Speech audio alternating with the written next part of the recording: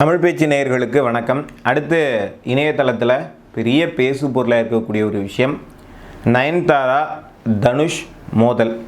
இப்போ தனுஷ் நயன்தாராவுக்கு எதிராக பார்த்திங்கன்னா நீதிமன்றத்தில் வழக்கு தொடுத்து இருக்கிறார், அதாவது கேஸ் போட்டிருக்கிறாரு. எல்லோரும் இதை பற்றி ரொம்ப பரபரப்பாக பேசிகிட்டு இருக்கிறாங்க. சரி, இது உண்மையிலே இதில் முழு கதை ஃபுல் ஸ்டோரி என்ன அப்படின்னு பார்ப்போம்.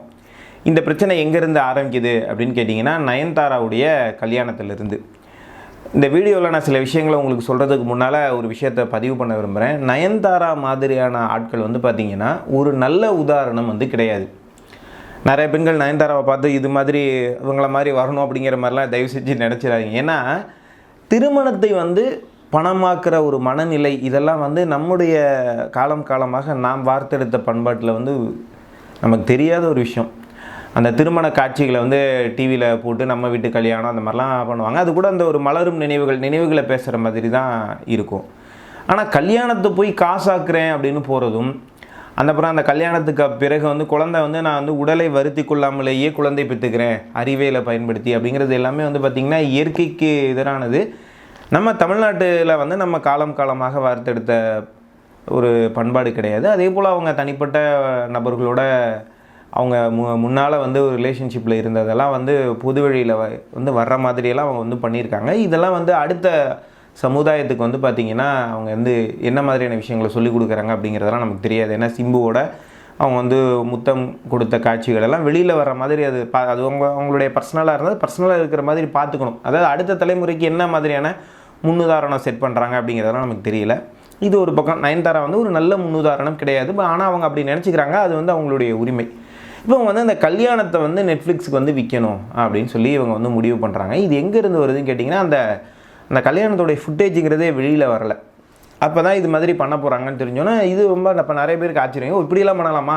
கல்யாணத்தை கூட காசு கொடுத்து வைப்பாங்களா? இதெல்லாம் யார் காசு கொடுத்து பார்க்க போகிறா அப்படிங்கிற மாதிரி அதை பார்க்கறதுக்கான ஆட்களும் உண்டு.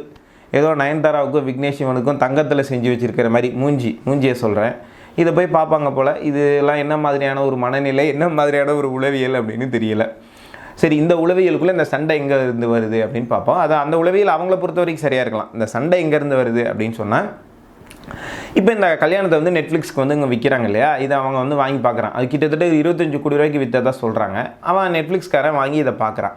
பார்த்துட்டு இதில் அதளவுக்கு ஒன்றும் ஒருத்தே இல்லையே, இந்த கல்யாணத்தில் காட்சிப்படுத்துகிற மாதிரி, அதாவது எல்லோரும் பார்க்குற மாதிரியான காட்சிகள் ஒன்றும் இல்லை, அதனால் எங்களுக்கு வேணான்னு சொன்ன மாதிரியான ஒரு தகவல். இப்போ நயன்தாராவுக்கு பார்த்திங்கன்னா இப்போ ஒரு 25 கோடி ரூபா இழப்பு வர்ற மாதிரி ஒரு சிக்கல். அப்போ இதை ஏதாவது சுவாரஸ்யப்படுத்தணும் இல்லையா, அதுக்காக நம்மளுடைய வாழ்க்கையை ஒரு ஆவணப்படமாக மாற்றி போட்டுடலாம், அதையும் இந்த கல்யாணத்தோடு சேர்த்து அதை நெட்ஃப்ளிக்ஸுக்கு வித்தரலாம் அப்படின்னு சொல்லி நயன்தாரா முடிவு பண்ணுறாங்க. இதில் ஆவணப்படுத்துறதுனா இவங்க என்ன சுதந்திர போராட்ட தியாகியா, இல்லைனா வேறு ஏதாவது நாட்டுக்கு சேவை பண்ணவங்களா, ஏதாவது சாதனை படைத்தவங்களா, இல்லை நடிகையர் திலகம் சாவித்திரி அம்மாவா? ஒன்றும் கிடையாது. நயன்தாராவும் விக்னேஷ் சிவனும் காதலிச்சது ஒரு வரலாறா? அதான் காலங்காலமே எல்லாம் பண்ணிக்கிட்டு இருக்காங்க. இதை ஆவணப்படுத்துறது பாருங்களேன். இதை ஆவணப்படுத்துறேங்கிறது, கல்யாணத்தை காசாக்குறது, இதோ உடலே வலிக்காமல் குழந்தை பற்றி, இது எல்லாமே பார்த்திங்கன்னா மோசமான முன்னுதாரணங்கள் அப்படிங்கிறது என்னுடைய கருத்து. மறுபடியும் இந்த கதைக்கே நம்ம வருவோம். இப்போ இதை பார்க்கும்போது அவங்க அந்த டாக்குமெண்ட்ரியில் அவங்க ஆரம்பத்தில் இருந்து அவங்க எப்படி கஷ்டப்பட்டு முன்னேறினாங்க அப்படின்னா, இதெல்லாம் நம்ம ஏன் பார்க்கணுன்னு தெரில. ஏன்னா ஒரு மளிகை கடை வச்சுருந்தா கூட கஷ்டப்படாமல் முன்னேற முடியாதுங்க. இதெல்லாம் ஆவணப்படுத்தக்கூடிய விஷயங்களா அப்படிங்கிறது நமக்கு ஒன்றும் தெரியலை, என்ன மனநிலைன்னு தெரியலை. சரி, அவங்க விருப்பம் ஆவணப்படுத்திக்கிறாங்க. இப்போ இதில் அவங்க வளர்ந்தது பிறந்தது இதெல்லாம் அப்படியே ஒன்று சொல்லிட்டு எப்படி படத்துறையில் அவங்க முன்னேறி வந்தாங்க அப்படிங்கிறது அதெல்லாம் அதில் வருது. இதில் நயன்தாராவை விக்னேஷ் சிவனை கல்யாணம் பண்ண போகிறது தானே மெயினாகுது. அப்போ இவங்க காதல் எங்கே மலர்கிறது அப்படிங்கிற ஒரு இடம் வருது. அது எங்கே நடந்திருக்குன்னு கேட்டிங்கன்னா, நானும் ரவுடி தான் அப்படிங்கிற ஒரு படத்தில், அந்த படத்துக்கு அவர் தான் டைரக்டர் போல். இந்த படத்தில் தான் இவங்க 2 பேரும் காதலிச்சு இவங்க பார்த்திங்கன்னா லிவ் இன் ரிலேஷன்ஷிப்பில் இருக்க ஆரம்பிக்கிறாங்க. இப்போ இந்த இதோட பிஹைண்ட் த சீன்ஸில் எடுத்த காட்சிகள் எல்லாம் இப்போ இதுக்கு தேவைப்படுது. இதை இவங்க முடிவு இந்த நெட்ஃப்ளிக்ஸில் இந்த படத்தை இவங்க கொடுத்தாங்களே, அப்போயே அவங்க சொல்லிட்டாங்க இந்த கல்யாணத்தை வச்சு தனியாக போட முடியாது அப்படின்னோடனே இது முதல்ல இவங்க தனுஷ்கிட்ட கேட்டிருப்பாங்க போல். ஆனால் இந்த காட்சிகளை அவர் கொடுக்காமலே இருந்திருக்கிறார். ஆரம்பத்தில் என்ன பிரச்சனை வந்ததாக தகவல் கசியுது அப்படின்னா, இவங்க நேரடியாக போய் கேட்கல, இவங்க வந்து ஆட்கள் மூலமாக தான் தனுஷ்கிட்ட கேட்டாங்க அப்படின்னு சொல்லி இங்கே தான் தனுஷுக்கு வந்து முதல்ல ஈகோ வருது. அதாவது என்கிட்ட ஒரு விஷயம் வேணும்னா, அதாவது அது சின்னதோ பெருசோ, ஓனர் நான் தான் அப்படின்னா என்கிட்ட வந்து தானே கேட்கணும் தன்மையா. அப்போ இந்த இடத்துல இவர் வந்து கொடுக்க மாட்டேன்னு சொல்கிறாரு. அப்போ இவர் கொடுக்க மாட்டேன்னு சொல்கிறாருன்னா இப்போ தனுஷ்க்கு ஏதோ ஒரு இடத்துல கோவம் இருக்கும் இல்லையா, இன்னும் முறையாக கேட்கணும், இல்லை இறங்கி வந்து என்கிட்ட உட்காந்து அவங்க வந்து பேசணும்னு தனுஷ் நினைக்கிறதுக்கான காரணம் என்னென்னா, நானும் ரவுடி தான் படம் வந்து பார்த்தீங்கன்னா தனுஷுக்கு வந்து மிகப்பெரிய நஷ்டத்தை ஏற்படுத்தி இருக்குது. ஏன்னா அந்த படம் வந்து தனுஷ் தான் அந்த படத்துக்கு வந்து ப்ரொடியூசர், படத்துடைய தயாரிப்பாளர். அவர் வந்து அந்த படம் முடிஞ்சோன்னா அந்த படத்தை போட்டு பார்க்குறாரு, படம் நல்லாவே வரலை. எல்லாரையும் போட்டு அவர் கடுமையாக திட்டியதாக சொல்லப்படுது, இந்த படம்லாம் எப்படி ஓடும் அப்படின்னு சொல்லி. ஆனால் வெளியில் வந்து அந்த படம் அதுக்கப்புறம் தேட்டரில் ஓடும்போது நல்ல ரீச் ஆகிருக்குது. ஆனால் ஆரம்பத்தில் வந்து பார்த்திங்கன்னா தனுஷ் படத்தை எடுத்து விநியோகம் பண்ணும்போது சில கோடிகள் நஷ்டமாக இருக்குது. இதில் வந்து தனுஷ்க்கு வந்து கோவம். இப்போ தனுஷுடைய மனநிலைமை என்ன நீங்கள் புரிஞ்சுக்கணுன்னா கொஞ்சம் யோசிச்சு பாருங்களேன். நான் வந்து ஒரு கடை நடத்துகிறேன், அந்த கடையில் வந்து 2 பேர் வேலைக்கு வராங்க. இவங்க 2 பேரும் காதலிக்க கூடாது அப்படின்னு நான் சொல்ல மாட்டேன், நல்லா புரிஞ்சுக்கணும்.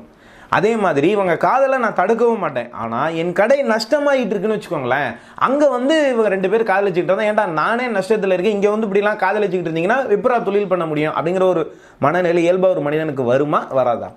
அப்போ நயன்தாரா விக்னேஷ் சிவனுடைய காதல் விவகாரம் தனுஷ்க்கு எங்கே கோவப்படுத்துது அப்படின்னா, அந்த படத்தில் ஏற்பட்ட நஷ்டம்.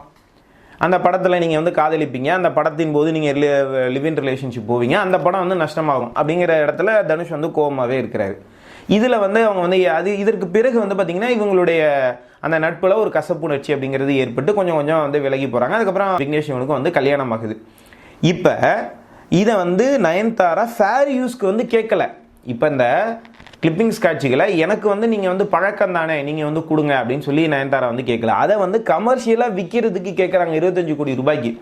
அப்போ நான் வந்து உங்களால் வந்து ஒரு 10 கோடி ரூபா நஷ்டப்பட்டிருக்கேனே அப்படிங்கிற ஒரு கோபம் வந்து தனுஷுக்கு வந்து இருக்குது. இந்த கிளிப்பிங்ஸை அவர் வந்து கொடுக்காமலே இருக்கிறார். இப்போ அடுத்த கட்டத்தில் என்ன ஆகுறாங்கன்னா, அவருடைய அனுமதி இல்லாமலே, அது என்ன படத்தில் வந்த காட்சியாக நம்ம பயன்படுத்துகிறோம், அந்த பட ஷூட்டிங்கில் பிஹைண்ட் த சீன்ஸில் எடுத்த காட்சி தானே, அதை எடுத்தே நீங்கள் போட்டு அந்த ஆவணப்படத்தை முடிங்க. அது 2 வருஷமாக இழுத்துக்கிட்டு இருக்கு, அதுலேருந்து 25 கோடி ரூபா வேணுங்கிற மனநிலைமைக்கு நயன்தாரா போயிட்டாங்க. ரெண்டாவது அது அவங்களோடது, அது வந்து சமூகத்தில் எப்படி பிரதிபலிக்கும், அடுத்த தலைமுறைக்கு வந்து இது என்ன மாதிரியான ஒரு மைண்ட் செட்டை ஃபிக்ஸ் பண்ணும், இதையெல்லாம் தாண்டி பார்த்தீங்கன்னா இது நயன்தாராவுடைய ஒரு எண்ணம். அவங்க விற்கிறது முடிவு பண்ணிட்டாங்க, அதை நம்ம வந்து குறை சொல்ல முடியாது.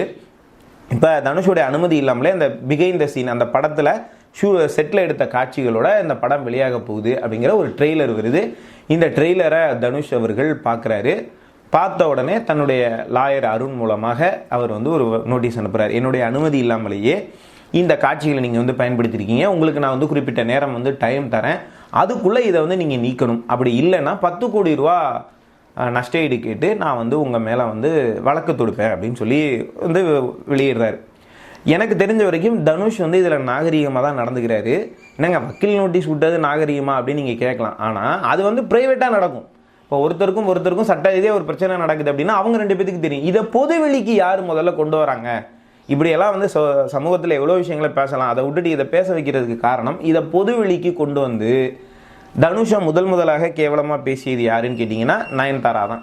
அதை உடனே இப்போ என்ன பண்ணுறதுன்னு தெரியாமல் நயன்தாரா அவர்கள் ஒரு லெட்டர் ஒன்று ட்விட்டரில் வந்து போஸ்ட் பண்ணுறாங்க. அதில் எடுத்தோடனே தனுஷை வந்து பார்த்தீங்கன்னா son of Kasthuri Raja, brother of Selvaraghavan இப்படின்னு அப்படியே போடுறாங்க. அதாவது நீங்கள் வந்து அப்பா சப்போர்ட்லேயும் அண்ணன் சப்போர்ட்லேயும் வந்தவங்க அப்படிங்கிற மாதிரி ஒரு சீண்டலோடு இந்த கடிதம் ஆரம்பிக்குது. அதுக்கப்புறம் நான் ஒரு பெண்ணாக இருந்து எப்படி சர்வே வந்தேன், நம்ம 2 பேரும் வந்து பழகியிருக்கோம், வந்து நீங்கள் வந்து நட்பின் அடிப்படையில் இதை கொடுத்தா என்ன, இந்த மாதிரியெல்லாம் வந்து கேட்குறாங்க.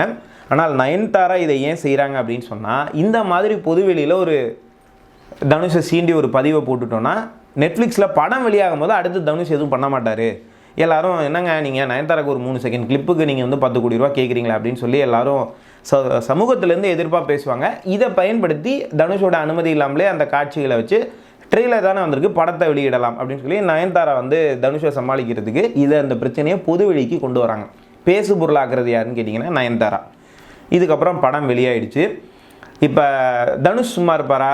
ஏற்கனவே தன்னிடம் வந்து இறங்கி வந்து கேட்கலங்கிற கோவம், இன்னொன்று 10 கோடி ரூபா நஷ்டம், 3வது பொதுவெளிக்கு வேறு இந்த பிரச்சனையை கொண்டு வந்துட்டாங்க. அதில் ஏகப்பட்ட மாதிரி தனுஷை சீண்டியிருக்காங்க.